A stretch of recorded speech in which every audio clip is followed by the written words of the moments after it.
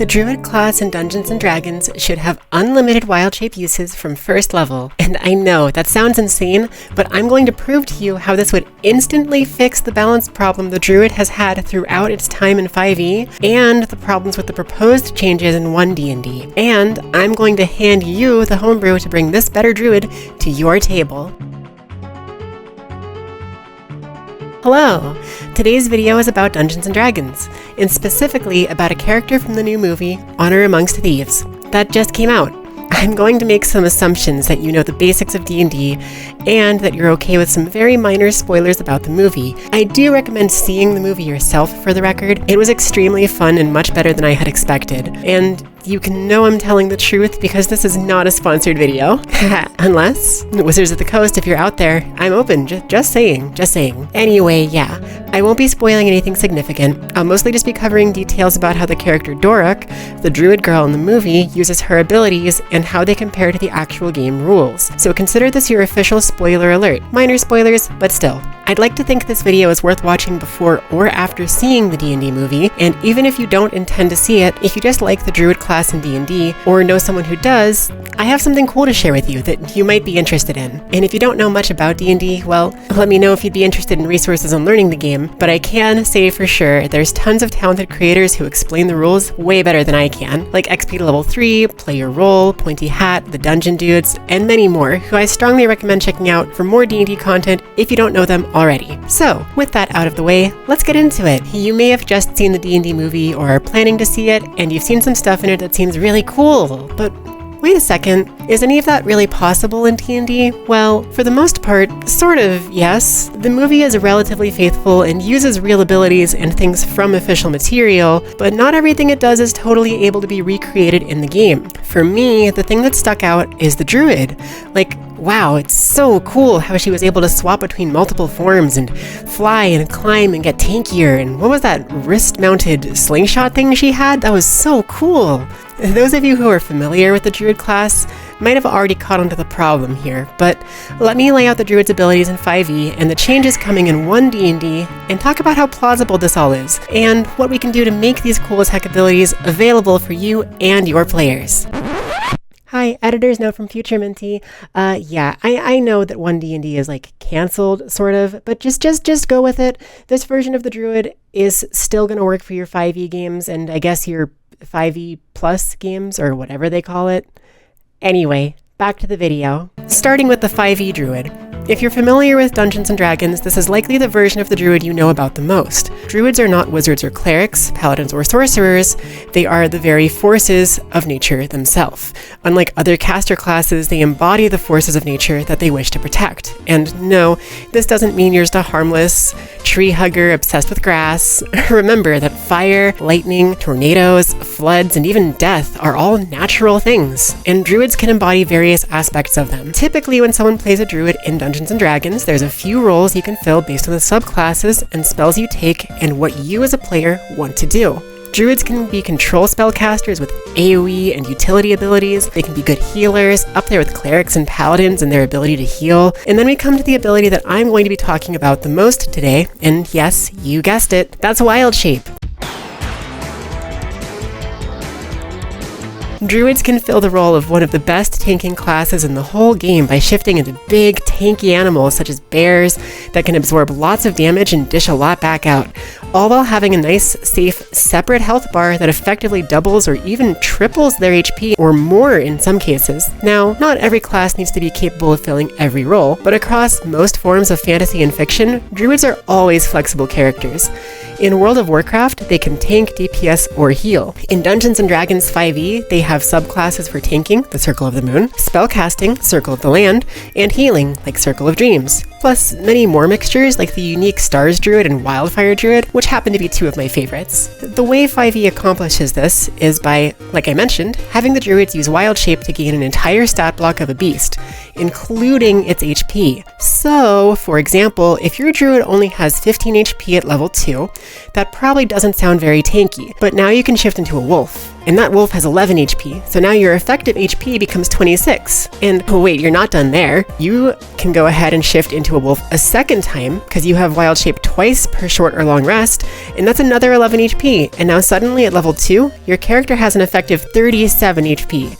Sounds a bit better than that piddly 1d8 hit die HP the druid normally has, right? Of course, this ability is probably a bit too strong like this, because that's just the basic ability that any druid can use. But if you use the Circle of the Moon, you can suddenly turn into stronger creatures, like say a dire wolf, which is like a wolf, but dire, with 37 hit points, for a total of 74 hit points if you use it twice without even touching your basic HP pool. And again, this is just at level 2. So I think that's a pretty clear balance issue, right? Other classes might be a bit tankier or have features for gaining back health or get to have higher ACs, but even without wild shape, druids are still proficient spellcasters and healers, and they don't have to give those abilities entirely up to make use of their wild shape to gain these immense pools of hit points. I think a reasonable person who is looking to balance this feature might limit this in some ways, reduce how tanky druids can be like this in some way, right? Sure, yeah, but like, when most people think of druids, they think of wild shape. And while I personally am an enjoyer of classes that replace wild shape with other unique options like the wildfire spirit or astral form, I understand that wild shape is pretty core to the class, and if nothing else, the druid across all of its subclasses, where it uses its wild shape for something else, gains more HP, or temp HP, or a summon that can tank hits, or additional healing options, or extra resistances. Basically, it seems clear that the druid is balanced around the fact that they gain extra tankiness from wild shape, and depend on it to be viable, or else they would just get hit by a stray arrow from a random goblin and die. And I don't think anyone really wants that for their players. Unless you're a mean DM, and if you are, I dislike you, so get bent, Doric. We'll talk about it more later, but suffice to say, in my opinion, the druid class, even if not primarily a tank, depends on wild shape features to stay alive. And that's incredibly important to their class identity. It might be too obvious to say, but typically a character has to be able to stay alive to be fun to play. Now, with that in mind, let's talk about the limitations on the druid's wild shape. In comparison to Doric, our extremely cute druid girl from the D&D movie. Like, have you seen her? I love her.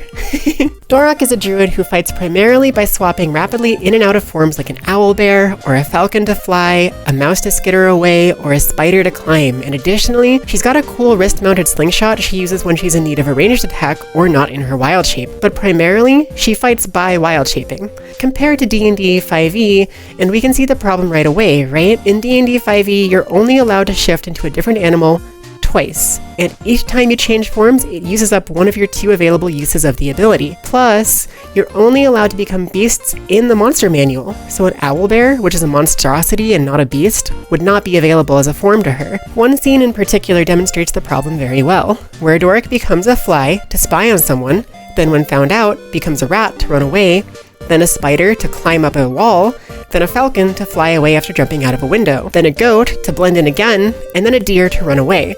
So if Doric were a druid in 5e, she would try to wild shape into a fly for stealth, shift into a rat to run away, and then be out of uses by the time she needed to shift into anything else. She couldn't even do half of the things she did in that scene, and that means that anyone playing D&D wouldn't be able to pull off anything even close to as cool or as fun as that.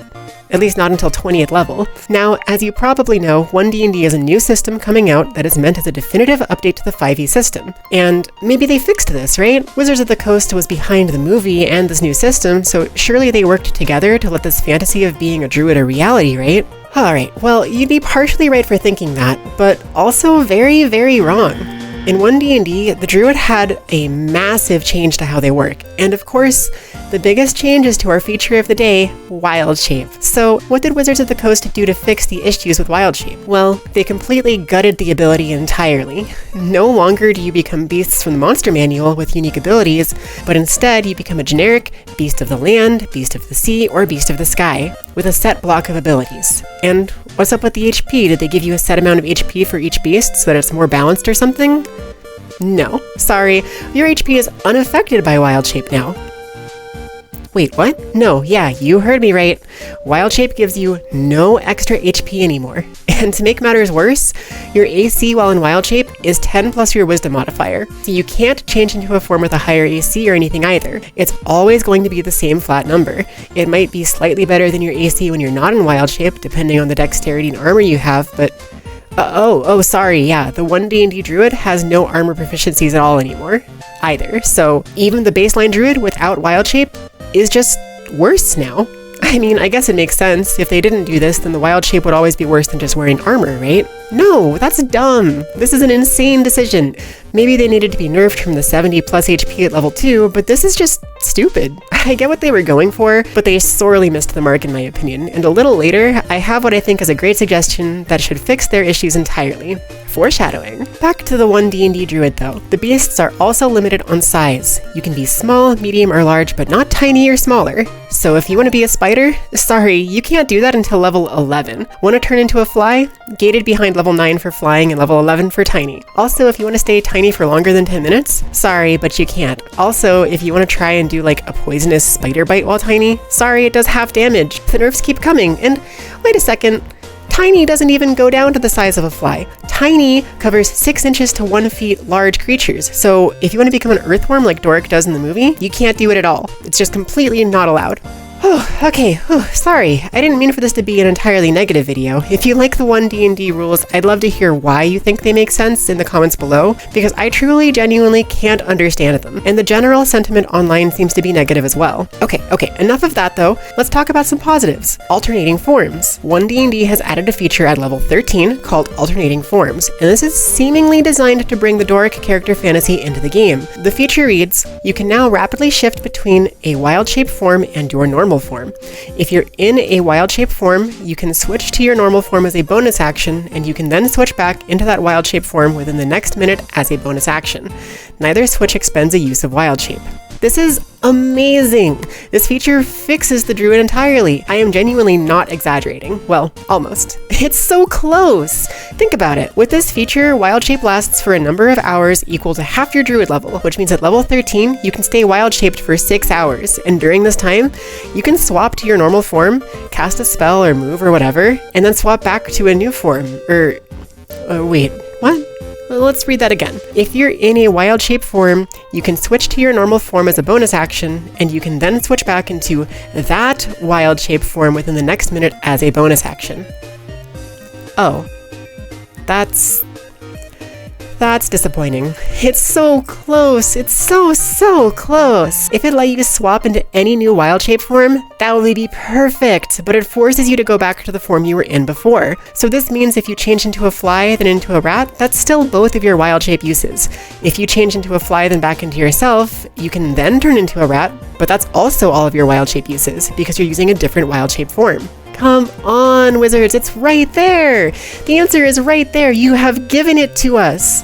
One D&D is inches away from the most fun and playable version of a Druid I've ever seen, and it just misses the mark entirely instead. If you are allowed to change forms freely for the duration of your wild shape, without expending additional uses of Channel Nature, that would just literally solve the problem immediately. There's still some issues I take with it. Like, for example, I still think it's stupid you can't turn into a mouse until level 11, and I still think it's dumb that there's no additional HP or anything from wild shape. But if you are allowed to change forms freely for the duration of your wild shape, 30 minutes or an hour or more at higher levels, well, that just works, right? You don't gain extra HP, you barely gain any features because they're all gated behind higher levels, and other classes gain the same features without needing wild shape, like extra attack at 5th level. You can wild shape for fun after combat for the duration without taking up your most important resource. It works. Now hear me out. I have a proposition that ties together these threads of balance that Wizards of the Coast came so close to finding the perfect solution for. In a single statement, I'm going to change your perception of how the Druid has to be balanced. And that's right. You've heard me say this once before, all the way at the start of the video. I think the Druid's wild shape should be unlimited from level 1 and be its own separate feature that isn't part of Channel Nature. Which is a cool thing that I think should still exist, just without wild shape. I know. Before you click off the video or leave an angry comment about how I'm insane and just want Druids to be overpowered, hear me out. Though, If you are thinking of leaving an angry comment, actually go ahead and make sure to hit like and subscribe too, so you can leave negative comments on all of my videos when I post more insane takes like this one, yeah? Or, if you genuinely enjoy it or whatever, I guess, that's fine too, probably. So why? Why on earth should druids have unlimited wild shaping? Well, I may have been slightly hyperbolic when I said unlimited, because while I think they should be able to wild shape freely, I do think there should be some level-locked limitations like flying and swimming speeds, features like extra attack, etc. should be locked behind levels, because they do present lots of strong abilities to players that could be too strong at lower levels, and it does add some fun to the level progression of the druid to gain these features as you level up. That said, let's talk about the big picture here. What does unlimited wild shapes even do for the druid? Why would it be too strong? It would give the druid too much HP? Well, if we use the One D&D stat blocks, it doesn't give the druid any HP at all, which I have a fix for as well, but later. We'll get there. It would give the druid too much utility? How? If the druid can't swim or fly until later levels, that isn't too crazy, and especially if becoming tiny is locked behind levels as well, then suddenly the druid isn't even that good at stealth with unlimited wild shapes until later levels, and when they do gain that ability, it makes them incredibly vulnerable, since they can't cast spells and deal less damage. Until extremely late levels, the druid having unlimited wild shape barely matters, and by then, being overpowered is just sort of the benchmark for classes to hit. In some ways, it's similar to a wizard being weaker at earlier levels and then insanely strong at later levels. Even if you think the druid becoming something small would let them solve puzzles too easily, don't you think that's a creative use of an ability that you'd want to encourage at your tables? Because wizards can create a spectral mage hand and basically have functional telepathy, we wouldn't call it overpowered for being able to, say for example, unlock a door from the other side or something, would we? In non-combat situations, wild shape is barely better than most utility cantrips, and in combat situations, it's not much different from drawing a weapon or putting on armor really, right? Especially if it costs a full or bonus action to activate. That makes it actively worse than other classes who can draw their weapons as part of their movement and have their armor donned well before any combat scenario breaks out. So what about the limitations, the specifics? When do we implement those? Well, I think starting with Beast of the Land at level 1 and choosing from small, medium, or large is a great start. Plus it specifies you can be any animal or combination of animals you want, so owlbear, you can do it. The only real complaint I have at first level is there's no climbing speed until 5th level. That's right, if you want to be a big spider or a snake or a panther that can climb a tree, you can't until level 5, which I think is dumb. Climbing is something that everyone can do anyway. It costs 2 times as much movement and can require an athletics check if the DM desires, but people can just climb, so letting the druid have a climbing speed and be slightly better at it doesn't seem especially game-breaking to me, especially not in combat scenarios. The only other change I would make is I would let druids keep their medium armor and shield proficiencies, and feel free to disagree with me here, but I personally think their armor shifting onto their wild shape form is badass. A bear or a wolf with leather or hide armor, or even half plate sounds amazing aesthetically. And this would also let druids have a consistently okay AC instead of the pitiful 12 to 14 range that the One D&D druid can have. If you let a wild-shaped druid use armor, they won't be insane. Best case scenario is half-plate armor for a base 15 with a maximum +2 dex bonus for a 17 AC, since they can't wield a shield or weapons as an animal. Or if they get to a +5 wisdom dex mod with studded leather, they can have up to a 17 that way too, and that puts them slightly below other martial classes' possible ACs. The paladin can take plate mail and a shield and have 20 or 21 with the defense fighting style. The fighter can have half plate and defense fighting style and have 18 to 21 depending on if they have a shield. Monks and barbarians can have 17 that scales up to a possible 20 or more with their stats increasing. A cleric can have medium or heavy armor and runs around with a 17 to 20 as well. Obviously they don't have to visually have their armor on, but either way, at least in my opinion, they should be allowed to keep the stats of their armor because otherwise, wild shaping just makes them more vulnerable to damage. This way with their wisdom modifier becoming their dex bonus, it still lets them be tankier in their wild shape. So again, basically, let druids wear armor! Moving on, let's get into the rest of the progression the druid's wild shape and updated features should be for this revision on the class. From here, at level 2, you should gain the ability to become a tiny creature. Before you go off about puzzle solving, keep in mind tiny covers things that are 1 to 2 feet tall, so small cats and dogs and stuff like that. If you want to become a worm to sneak through a tiny opening, that's still 2 size categories smaller, below diminutive, which is 6 inches to 1 foot. As for reasoning, I think it's fine to say that it's harder for them to squeeze all of their magic and vitality into such such a small form, so they have to level up more to become smaller and smaller. I think limiting the tiny form to 10 minutes at a time and reducing damage you deal by half makes sense here. It's not meant to be for combat, and this limits your stealth abilities, so for longer form stealth, a rogue still has their place to shine. Now, for the second spiciest idea in this video, a brand new feature that druids should get. Do you remember how I said that druids rely on their ability to wild shape to stay alive? Well, unlimited wild shapes is great and all, but if the druid dies in 2 hits, it's not exactly very useful, right? Well, we happen to have this great new feature introduced in One D&D called Channel Nature, and a subclass feature the Circle of Spores druid gave us that are so obvious of a solution that I'm genuinely baffled Wizards of the Coast didn't put them together. I present Nature's Defense. Channeling the power of nature, druids can shield themselves from harm. Depending on the type of druid you are, this can take the form of elements shielding you from damage, such as walls of ice or earth, spectral leaves reducing damage you take, or gusts of wind lessening the impact of blows you take. As an action, druids can expend use of their Channel Nature ability in order to gain temporary hit points equal to 4 times their level. This is how the Spores Druid's symbiotic entity feature works, and it is brilliant. For that subclass, it encourages a melee playstyle and keeps the druid alive while being less insane than the power of wild shape's multiple HP pools. For example, at level 2 this gives you 8 HP, which is a very nice functional boost, but much more balanced than the 70 plus available to moon druids in 5e. This is also a nice feature because it supports druids of any kind. You can be a wild shape melee druid, and this gives you the much needed HP to hang in there, especially if we let Circle of the Moon druids do this as a bonus action when they wild shape. But you can also be a shillelagh druid, you can be a healer, and this will keep you alive, or even just a full spellcaster focused druid, and this will help a lot without being crazy OP. Moving on, at level 3, I think druids should gain a diminutive form feature. That works the same way as the tiny form feature, but lets them turn into things like mice or squirrels. Level 3 is still early enough that it's relevant to a lot of campaigns, but late enough that turning into a mouse shouldn't be game-breaking, especially with the halved damage and time limitation. Moving on to level 4, the druid will unlock their aquatic form. This is how it works in 5e currently, and I think limiting it to 7th level in 1D&D is way too restrictive. How many times does your party find itself needing specifically one player to become a fish anyway? Not that many, I imagine. In my games, I have never even used an aquatic form for my druids. It's not a combat ability, so I don't think it's especially dangerous to the balance of the game, but still gives a cool feature to unlock. Then at level 5, I think gaining the multi-attack feature on your beast forms is a great idea. 1D&D aligns this with other martial classes, and balance-wise, it just makes sense. Moving on to level 6, I think druids should gain a fine form feature here that works the same way as tiny or diminutive, but allows them to become things like worms or insects. Level 6 is still early enough to be relevant in a lot of campaigns without necessarily breaking the game, as long as DMs keep in mind that druids can do this. But by this point, many classes can solve puzzles in creative ways with their abilities and spells anyway. We can skip level 7 and have some other feature for that, like some other Channel Nature option or something, Healing Blossoms, and move on to level 8 here.